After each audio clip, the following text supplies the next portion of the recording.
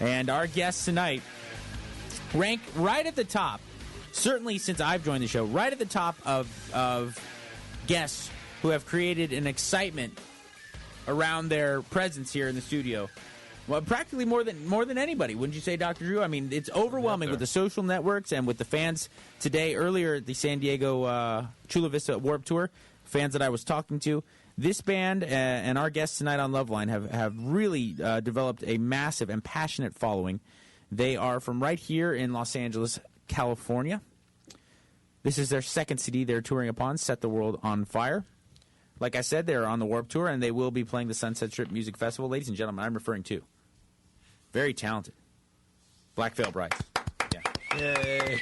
Andy and Ashley from the band have joined us. What's up, guys? Everyone? That was a dramatic intro. I appreciate that. And all the compliments, too. I meant usually he'll send those your way if you don't watch out. Hell yeah. Do you mean the compliments to Drew? Yeah. No, every night. Even for us, that was a great number of compliments. I appreciate it. I meant it, sir. And I wasn't fooling. I actually saw you guys with my boy Tyler. We were down at Warped Tour in Chula Vista. We saw you guys play. We saw your set. And here's the thing I first notice about you guys. Obviously, we were talking off the air about showmanship and other bands and how there sometimes seems to be a lack of. You guys definitely go above and beyond with showmanship, with the look and the stage presence and all that. But you guys are incredibly talented. It didn't seem like there was you didn't compromise the quality of the music so that you could dance around on stage and wear wacky stuff. You know what I'm saying? Well, I do because I'm the singer, so I just prance around a bit. Well, you've really nailed the pouty, hot guy look. Because I actually watched two girls in the front row just burst into flames. They actually skin and bone everywhere, flying in a pink mist, just from a sheer look. You just get kneeled down. Ooh, yeah. And I was jealous. Don't get me wrong. Don't you? I had to take. You went back to the mirror in the hotel room. Tyler and I went to the Hard Rock, look in the mirror, practiced. Tyler and I had to get a canoe from all the vaginal juices that the Black Veil Brides created within the pit right there. And we had to vaginal juices. That's true. Does this go back to that skank train you were talking about? That's right, the skanking train. I want to know what that's about. The skanking train's that's a dangerous mess. Well, I don't know. For us, I think that so many people cite you look at a band like Kiss or something, bands that influence us, and they sort of write them off very quickly as saying it was always style over substance. But for us, we saw a great amount of substance in that music, and so we pretty easily wrote it in. Yeah, but Kiss is a good example. I love Kiss. I'm a Kiss fan, and I think that people overlook a lot of great Kiss songs because of the novelty of their appearance. But at the end of the day, Kiss not really great musicians. Kiss certainly. How do you have the conversation about getting Gene in here? Kiss certainly isn't doing on stage what I saw you guys do today. I mean, that the level of drumming, the level of the high fret guitar playing that I saw was really beyond. And they're old, so they can't move anymore. That's true. But I mean, even we're young still. Look, even Kiss Alive, you're not hearing them doing anything that's going to be virtuoso level. And I was impressed to see that you guys are. This isn't studio effects. This isn't an act. This isn't costumes. You guys are sincerely talented musicians, and I feel like the kind of the showmanship is a bonus. It's not something that you use as your kind of main product selling line. The theatrics, I mean, it's part of what we always loved. I mean, we couldn't do what we do if it wasn't for bands like Kiss, but we think that we have 40 plus years of hard rock music and metal music or what have you to play on. So we try to incorporate everything. Right. BVBArmy.com, the official website. Now, look, you're mentioning bands that influence you. I would imagine, Kiss is up there, Alice Cooper, guys like that. And then also, certainly a lot of the heavy hitters in the glam rock era and the 80s kind of Sunset Strip scene. But we were talking off the air, you're 20 years old. I mean, you kind of came up and started to really realize rock music when it was all about minimalism and not having a big show and kind of being expressive and toning things down. I suppose so, but I was sort of ignorant to what was happening in my adolescence. I discovered my dad's 1977 Kiss cards when I was 3 years old, and I didn't know that bands were popular. I didn't know that the bands that were sort of, the less you care, the more people like it, right. Those bands in the 90s existed. So to me, I mean, and we've talked about this in forming the band, it was always about a belief in something that existed before, when Black Veil Brides was formed. So to us, it's not bringing something back or doing something that's reminiscent of something. It's about creating what we wanted to do. I think we just stuck to what we liked, man. We saw bands like Motley Crue and Guns N' Roses and Kiss and Wasp and stuff. And we were like, that's cool. That's what I want to do. And we didn't really care about anything else. Speaking of Motley Crue, you're playing with them at the Sunset Strip Music Festival coming up August 18th through 20th. For those of you who are here in Southern California, have you had a chance to play with other bands like Motley Crue, the bands that you've grown up idolizing, and have they been receptive to you guys as a new up and coming band, kind of carrying that flag for bands that really have a good show? I mean, yeah, all of our heroes. Awards, yeah. God, Alice Cooper spoke up for us, saying that we were carrying that torch for him.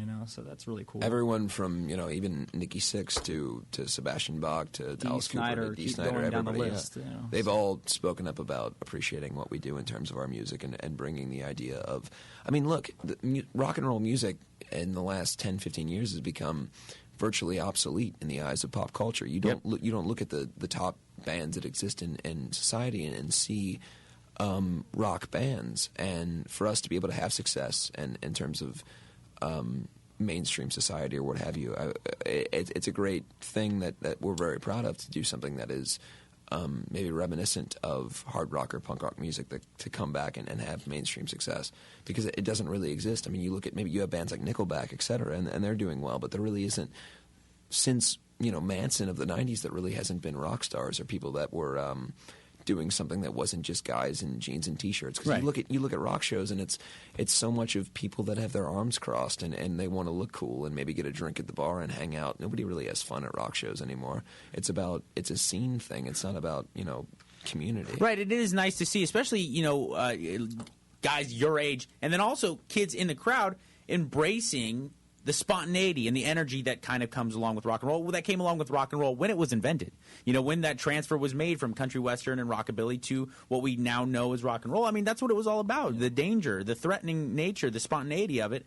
And so it is good to see that you guys are, you're advancing that, and to see we say that. You said that danger, rebellion and stuff. It's been gone in so long. God, it's good to bring it back in the spirit of rock and roll. Yeah, no, very well said. 1-800-LOVE-191 is the number. It is no surprise to all you out there, Black Veil Brides in the house tonight. Andy and Ashley from the band. Again, it's bvbarmy.com, the official website.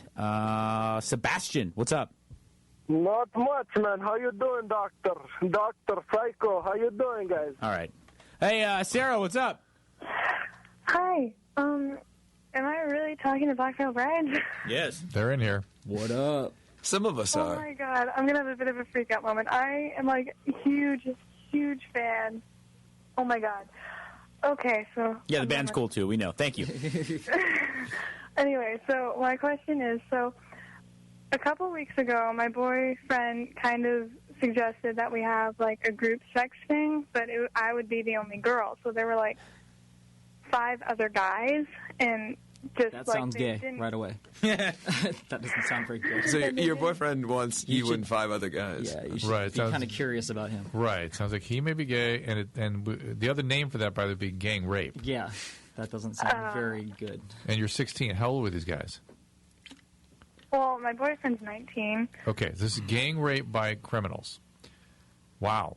Sarah, I mean, wow. Sarah, I got to ask you a question, and I'm being serious here. I'm not at all trying to bring up anything hurtful or anything. I want to know, why do you think so little of yourself that you would even contemplate engaging in this, let alone do it? Well, I mean, because when he brought it up, he seemed really excited about it. So Listen, Sarah. Pedophiles are very excited about touching little kids. It doesn't mean that it's okay. Just because someone has enthusiasm for something doesn't mean that you should go along with it. I'm being serious. You're not mature by any means. You're a kid, and every kid makes mistakes. Lord knows we all did. But at 16, what made you think that this was at all a good idea? Do you have a good relationship with your parents? No. What's going on in your No, life? no. I need to know. I mean, well, my parents are divorced, but Where's your dad?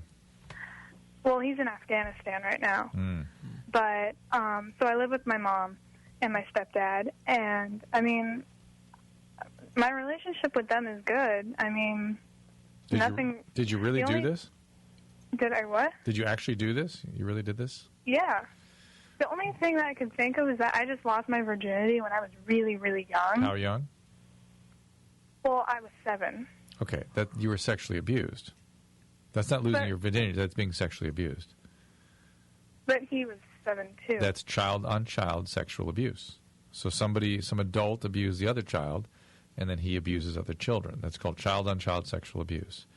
You need to tell somebody about that. That's why you don't have sufficient ability to even maintain your own body boundaries, that you would let somebody violate you like this because of that abuse.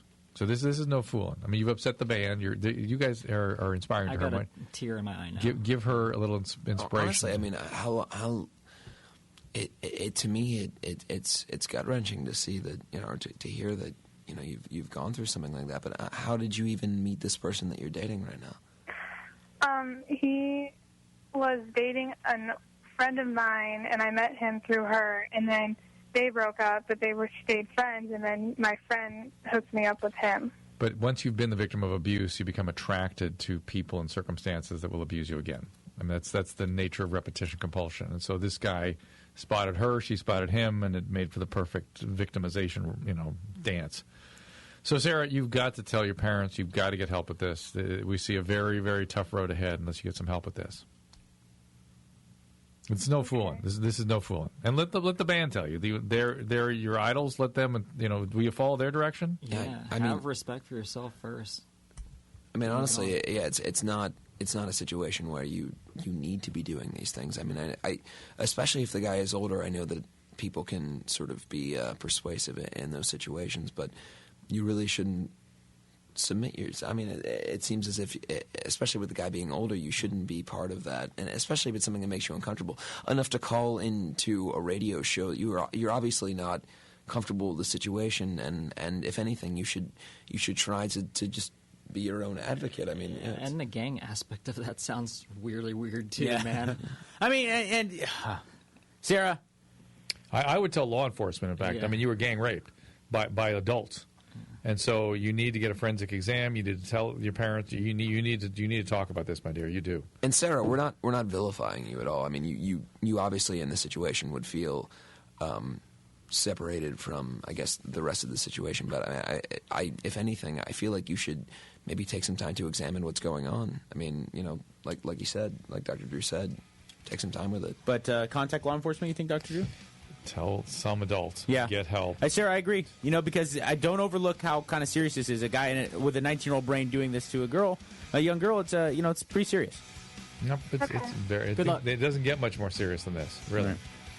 Okay. Good luck, Sarah. Call us back if you need us. 1-800-LOVE-191. I promise happier calls when we get back hope so. with Andy and Ashley from the Black Veil Brides. I know you guys are really excited that they're in the studios. They are, in fact, right here in front of me. BVBArmy.com, the official website. We're going to talk about the Sunset Trip Music Festival, the new album Set the World on Fire, a whole bunch of other stuff. 1-800-LOVE-191 is that number. It's Loveline.